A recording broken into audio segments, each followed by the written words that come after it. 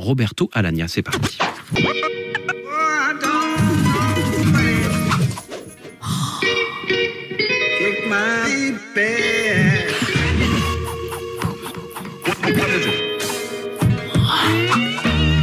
Rien n'est précaire comme vivre, rien comme naître n'est passager, comme un peu fondre pour le givre et pour le vent être léger.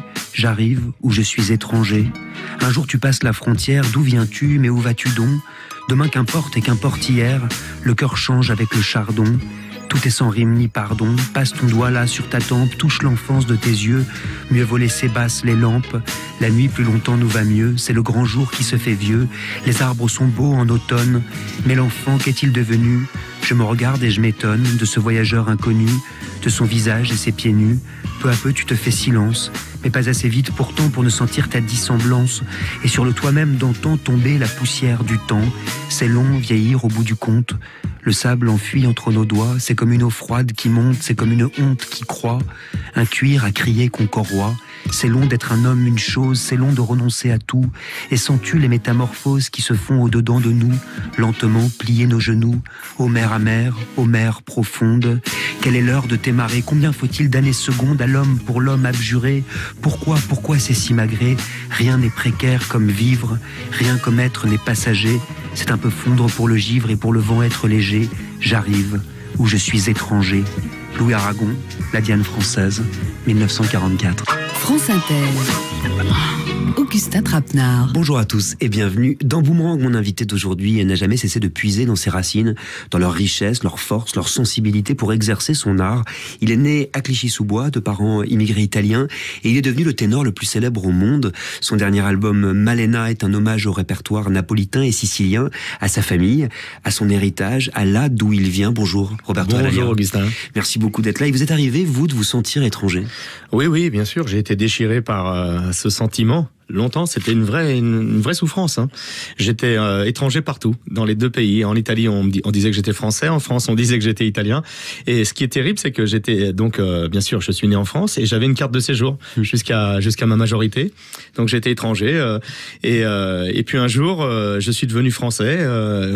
Complètement, c'est-à-dire le jour où j'ai chanté cette Marseillaise, une fameuse Marseillaise, il n'y a pas si longtemps que ça. Et là, j'ai senti la fibre patriotique, voilà, grâce à cette Marseillaise. Mais alors, c'est passé par quoi, ce sentiment d'étrangeté? Par quelle remarque, par quel regard, par quel préjugé, Roberto? C'est assez compliqué, en fait, parce que toute ma famille était italienne. Et moi, j'étais le premier né en France. Donc, j'étais le premier étranger de la famille. Et ce qui est curieux, c'est que, donc, à cette époque-là encore, on était assez replié sur soi-même, donc toute la famille. On n'avait que des amis qui étaient issus de l'immigration aussi. Et en fait, on n'avait pas de contact avec les Français. Voilà, donc pour nous, par exemple, la voisine, on l'appelait la française.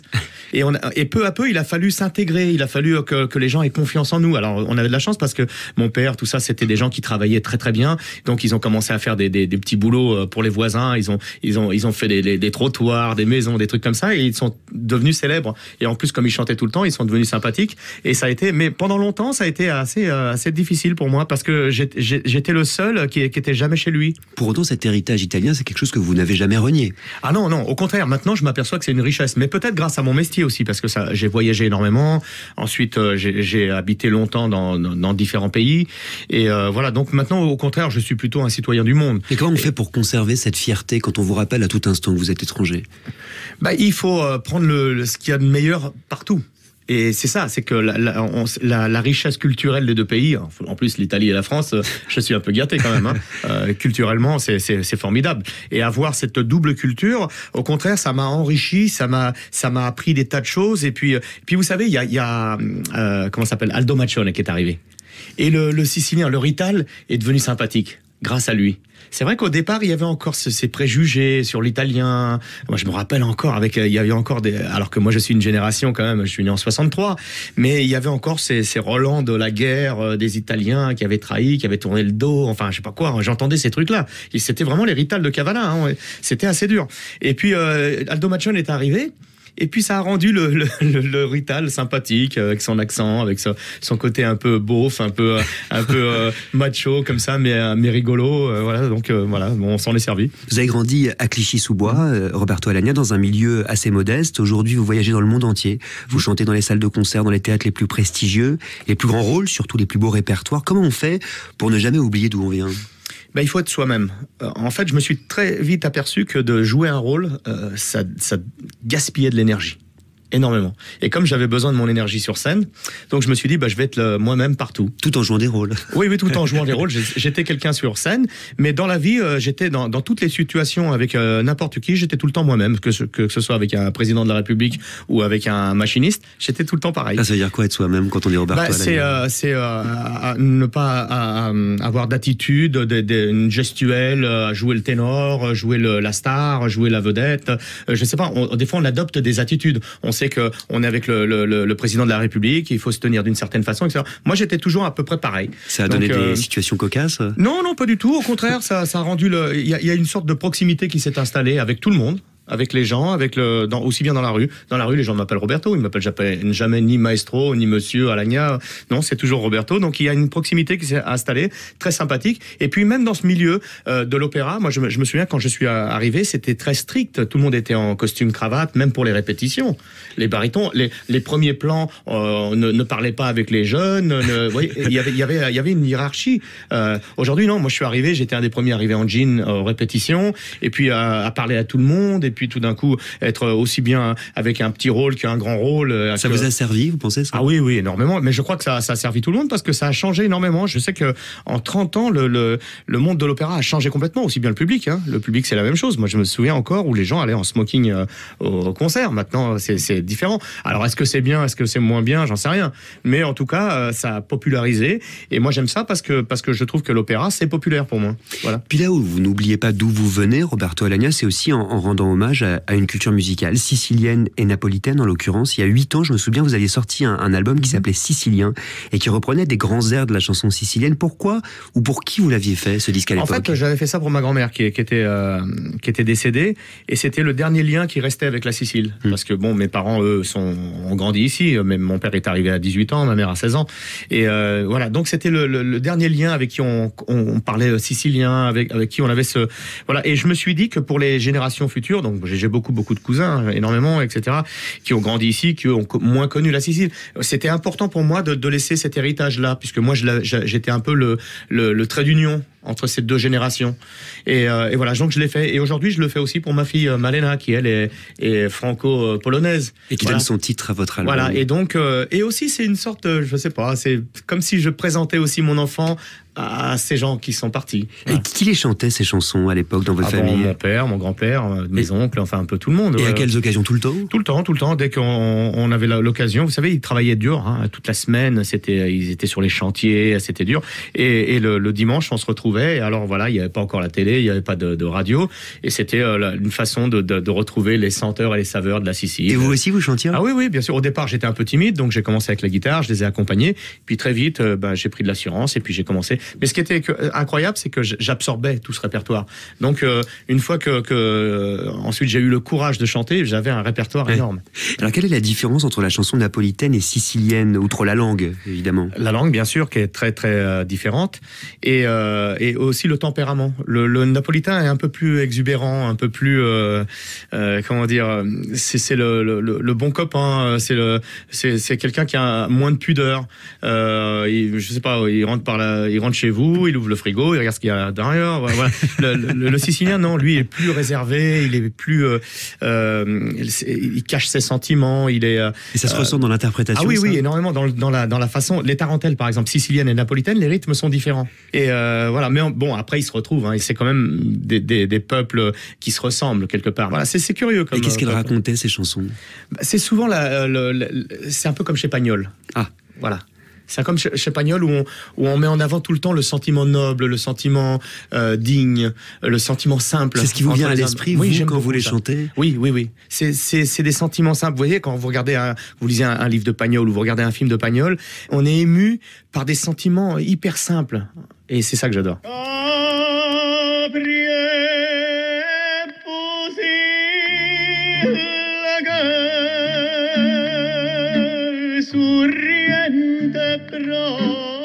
ci dà, oi cor fermate, resta de ca. Siento che musica, chitarra e lacrime, oi cor fermate,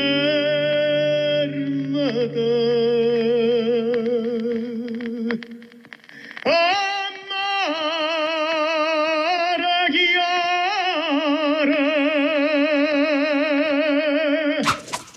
Qu'est-ce qu'on vient d'entendre là, Roberto, Alagna? Alors ça, c'est en fait une chanson. Moi, j'ai fait cette chanson en introduction à Mare Chiaro, qui est une mélodie de Tosti.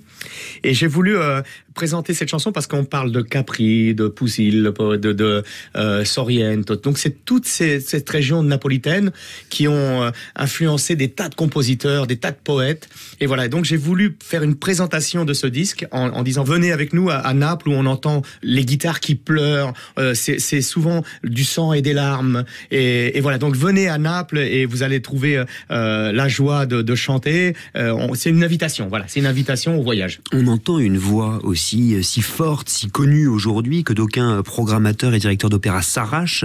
Cette voix qui est la vôtre, vous l'avez découverte quand, votre voix? Oh là là, ça j'étais vraiment enfant. Moi je me souviens pas quand j'ai chanté la première fois. Je sais que ma mère a des enregistrements de moi, j'ai 4 ans et je crois que j'ai toujours chanté. Vous savez, le chant, on est programmé par la nature. Hein. C'est quand on est des petits oiseaux, on chante, on sait pas pourquoi. Il n'y a pas un moment où on vous a dit waouh? Oh non, on m'a dit le contraire. À un moment, on me disait tais-toi, Roberto, parce que j'étais tellement timide que je devais faire des efforts surhumains pour émettre un son et je devais devenir écarlate. Donc peut-être qu'ils avaient peur pour ma santé. On me disait non, mais Roberto, laisse tomber. Mais au fond de moi, c'est vrai qu'il y avait une sorte de lave en fusion comme ça. Il y avait un magma là qui attendait qu'à exploser. Vous dites que la voix, c'est le fil conducteur de votre saga familiale. Ça veut dire quoi, ça? C'est-à-dire que ma famille a beaucoup voyagé, comme beaucoup de Siciliens. Donc ils sont partis de Sicile ils sont partis aux États-Unis, donc une génération, ensuite en Argentine, d'Argentine en Allemagne, l'Allemagne en Angleterre, pour arriver en France. Et tous les problèmes qu'ils avaient, ils ont réussi à les surmonter grâce à cette passion de la musique et du chant. Ce serait quoi la musique de votre famille alors? C'est l'opéra déjà au départ, puisque mon arrière-grand-père, lui, était ténor aux États-Unis. Ensuite, son fils qui a repris la relève, Ernesto. Et ensuite, du côté de mon père, c'est que de la chanson traditionnelle. Donc moi j'ai été bercé par les deux styles et c'est ça qui a fait ma richesse culturelle aussi, mais ma culture vocale. Ça n'a pas dû être facile du coup de se faire entendre dans une famille avec des si grandes voix. Ah oui, c'est difficile parce que vraiment j'avais des champions. Je me souviens de cet oncle Ernesto, c'était impressionnant, il chantait, il y avait tout qui vibrait dans la maison. C'était surhumain, c'était des héros. Et pour moi donc qui entendait toujours ces chansons, ces histoires de mon arrière-grand-père, Mr. Jimmy on l'appelait, et qui était ami avec Caruso, j'entendais ça depuis l'enfance par mon arrière-grand-mère que j'ai connue jusqu'à l'âge de 20 ans. Donc ça, c'était une chance aussi. Et elle m'expliquait toutes ces choses-là. Et quand j'ai découvert le film Le Grand Caruso avec Mario Lanza, pour moi, c'était mon arrière-grand-père. Voilà, c'est à ce moment-là où vous vous êtes dit, je vais faire de la voix mon métier? Non, ça, j'ai jamais eu cette ambition. Je doutais trop.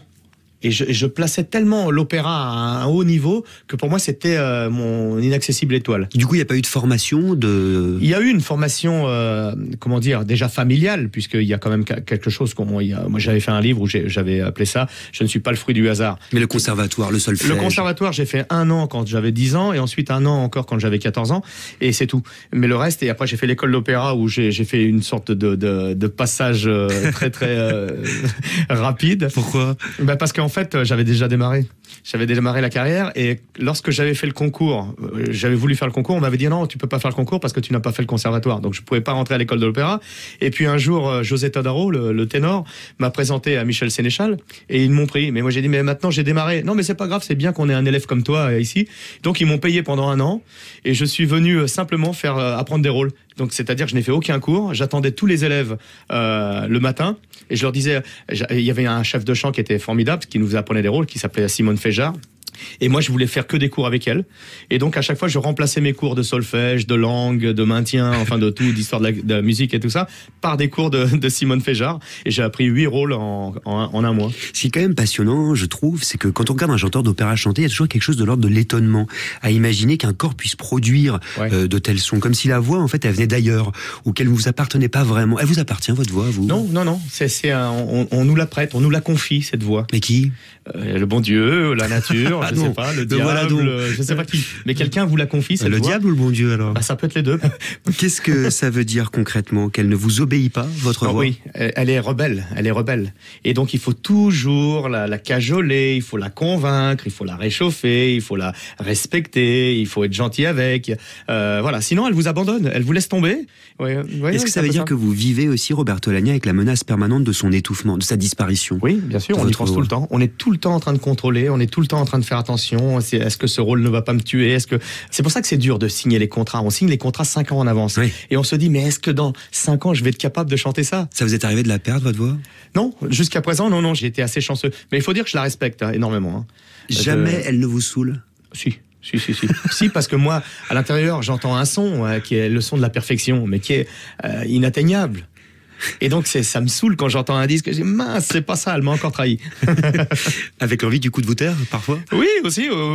Pourtant, vous m'avez l'air de très bien parler. Là. Moi, je suis bavard. Et ça, c'est terrible pour un chanteur parce qu'il faut se taire. Et c'est la seule médecine valable.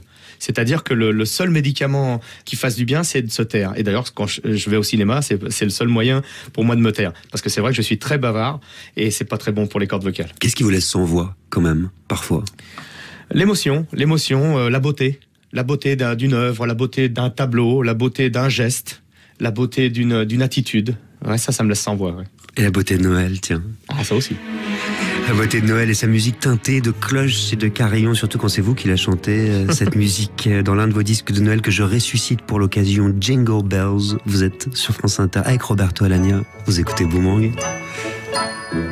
Jingle bells, jingle all the way. Oh, what fun it is to ride in a one-horse open sleigh. Oh, jingle bells, jingle all the way. Oh, what fun it is to ride in a one-horse open sleigh. Quanta neve bianca dal cielo scende già, copre e non si stanca i monti e la città.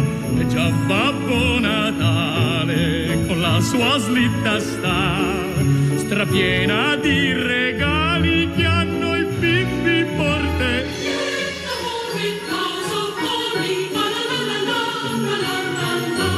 Tis the season to be jolly, fa la la la la la la la la.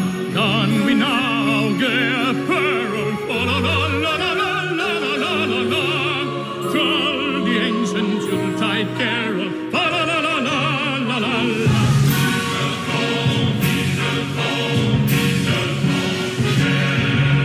Où de neige sapin blanc et bonne année grand-mère.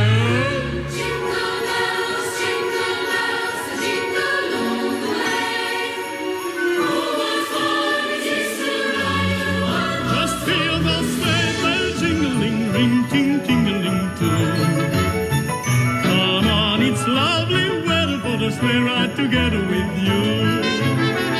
Outside the snow is falling and friends are calling you. Come on, it's lovely weather for the sleigh ride together with. Lovely weather for the sleigh ride together with. And the horse boughs of holly, fa la la la la la la la. 'Tis the season to be jolly, fa la la la la.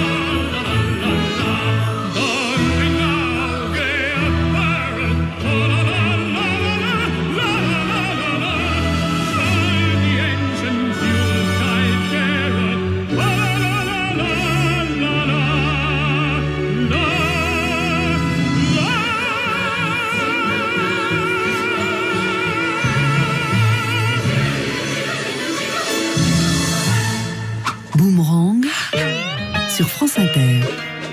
Augustin Trapenard. Non, mais faut arrêter les clichés dans ce métier, et notamment sur les corps de métier. Hein. C'est pas parce qu'il est chanteur d'opéra, ténor de surcroît, qu'il faut s'attendre à un physique à la Pavarotti. Pardon. Parce que physiquement, c'est vrai qu'on est plus du côté de MacGyver ou de Chuck Norris, sans la coupe mulet, je vous rassure. C'est vrai hein, qu'il a l'air plutôt débrouillard, du genre à décapsuler une bouteille de bière avec ses dents, à allumer un feu avec des mouchoirs mouillés ou à tresser une corde avec ses cheveux. Mais s'il vous plaît, par pitié, arrêtez les clichés. Il est tout en noir. Jean noir, pull noir, regard noir en aucun cas. Roberto Alagna, invité de Boomerang à quelques jours de Noël pour parler de voix, de racines, de chant et naturellement d'opéra, de ce monde que vous avez ouvert, surtout qui vous a ouvert les portes de ces plus hauts lieux. Pourtant, l'opéra, c'est arrivé assez tard dans votre vie. C'est pas ça dont vous rêviez au départ, si? Pas tard, hein. J'ai démarré quand même à 20 ans l'opéra, donc c'est pas tard. J'ai commencé à étudier à 17 ans. Ce qu'il y a, c'est que j'avais commencé par les cabarets, et c'était plus accessible. Donc par la chanson, la variété, la chanson populaire, traditionnelle. Mais très vite, mon rêve secret, c'était l'opéra. Ce qui est intéressant, c'est que pendant longtemps, vous avez chanté donc dans des cabarets, des choses qui effectivement n'avaient rien à voir avec les arias de Rossini ou de Mozart. C'était quoi votre répertoire à l'époque? Tout ce que c'était très éclectique, parce qu'en fait il fallait plaire aux touristes, donc il fallait au moins une chanson de chaque pays. Et je me rappelle, je chantais en arabe, je chantais en hébreu, je chantais en anglais, et en espagnol, en français beaucoup. Tous les auteurs. Je chantais même Adamo à l'époque. Ensuite on est devenus amis, mais je chantais beaucoup Aznavour, Brel, Brassens, enfin toutes les chansons de l'époque. Il paraît que vous avez enregistré un disque à l'époque. Ah oui, j'ai enregistré un disque chez Barclay, je crois qu'il est sorti en 85. Ça s'appelait Embrasse-moi. Embrasse-moi, terrible. Tout un programme. Ouais, mais c'était incroyable parce que c'était l'époque disco. Et moi, je sortais un disque. C'était mes producteurs du cabaret espagnol que j'embrasse, la famille Rico. Et c'était eux les compositeurs. Et donc, ils voulaient absolument que je chante cette chanson. Et c'était une chanson à la Mac Brandt. Et donc, ça fonctionnait plus du tout avec. Et pourtant, c'est incroyable parce que la première semaine, on était premier au hit parade. Et j'avais tellement honte de cette chanson que j'ai dit non, moi j'arrête le disque. Et voilà. Et puis je suis parti à l'opéra. Quand je lui ai dit ça à Barclay, il m'a dit mais qu'est-ce que tu veux faire? Je dis je veux faire de l'opéra. Mais t'es fou, il m'a dit. Vous n'auriez pas pu devenir chanteur de variété? Si, maintenant. Mais à cette époque-là, à l'époque disco, c'était pas mon truc. Pourquoi maintenant? Parce que maintenant, on chante aussi. La mélodie est revenue à la mode, les voix, les chanteurs à voix. Mais à un moment, tout avait disparu. Il n'y avait plus ni Lama, ni tout ça, ni les Aznavour, tout ça s'arrêtait. Et peu à peu, peut-être grâce aussi à ces émissions, genre Star Academy, où on s'est aperçu de la difficulté du chant, les chanteurs à voix, les chansons sont revenus. Mais les frontières entre variété, opéra, chansons populaires, pour vous, elles n'existent pas? Non, parce que la voix, c'est un instrument.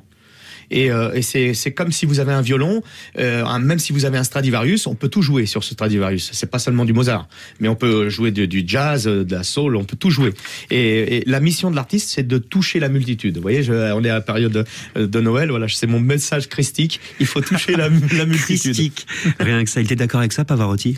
Oui, lui aussi, hein, c'était son but. Mais vous savez pourquoi? Parce que le ténor, par essence, c'est une voix populaire. C'est la voix la plus populaire. Et donc, le ténor a toujours cette envie de toucher le plus grand nombre. C'est de la communion, c'est du partage. Vous voyez, on est encore dans l'esprit de Noël. Dans l'esprit de Noël. Et c'est pas pour rien qu'on vous a invité cette semaine, Roberto. C'est gentil, en tout cas. Il faut nous raconter Pavarotti, parce que vous l'avez rencontré et il a changé votre vie, tout simplement. Ouais, Pavarotti, c'est un demi-dieu. Qu'est-ce qui s'est passé? C'est une sorte de mélange entre Bacchus et Poséidon. Et donc il avait ce charisme hors norme, une sagesse de grand sage. Donc une philosophie du chant, et puis un sens vraiment aiguisé de la communication. Voilà. Donc il avait tout ça ensemble, et en plus un Stradivarius dans la gorge, et béni des dieux. C'est difficile d'avoir mieux. Hein. Alors vous l'avez rencontré? Je l'ai rencontré dans un magasin. Il était ici, il venait signer des disques au magasin Le Printemps. Et puis un ami m'a invité, un ami sicilien, c'était le patron de la pizzeria. Santo, dit Geronimo. Et puis lui, il a eu le culot d'aller voir la petite amie de l'époque de Pavarotti. Il a dit voilà, il y a ce jeune garçon qui chante. Et elle m'a pris par la main, elle a poussé les barrières, elle m'a emmené à Pavarotti.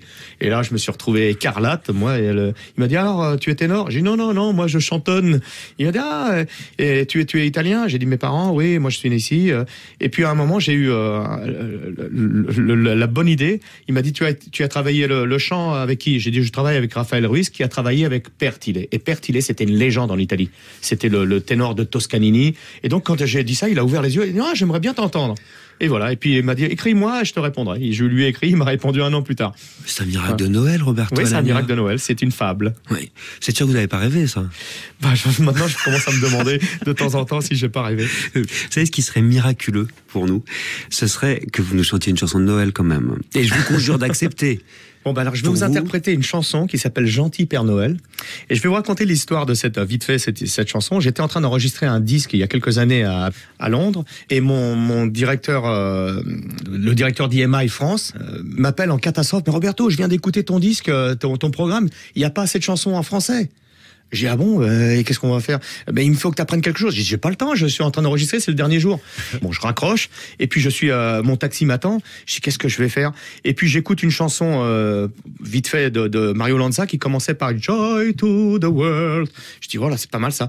Et puis je fais en français, Noël, Noël. Et puis je commence à écrire des paroles, avec un texte, et puis une mélodie. J'appelle ma fille, qui était à Paris, Ornella, qui était toute petite, et je lui dis, tiens, est-ce que tu aimes cette chanson? Et je lui chante la chanson. Au téléphone. Oui, au téléphone. Ah oui, oui, j'adore. J'arrive au studio, je plaque les accords, je dis, vous ferez les arrangements plus tard, et j'écris toute la base pour les enfants, etc., parce que c'est avec un cœur d'enfant. Voilà, donc c'est une chanson qui est née de rien, et qui aujourd'hui est une chanson qui me touche énormément. On est un petit peu vos enfants. Allez, ce je vous la matin. chante un peu. Donc, Gentil Père Noël. Noël, Noël, gentil Père Noël, la nuit la plus belle nous est arrivée. Noël, Noël, gentil Père Noël, tu viendras du ciel pour nous récompenser. Dis-moi Père Noël, gentil Père Noël, Jésus le divin enfant était obéissant. Jamais de bêtises, des farces de temps en temps. Noël, Noël, gentil Père Noël, la nuit la plus belle nous est arrivée. Noël, Noël, gentil Père Noël, tu viendras du ciel pour nous récompenser. Voilà.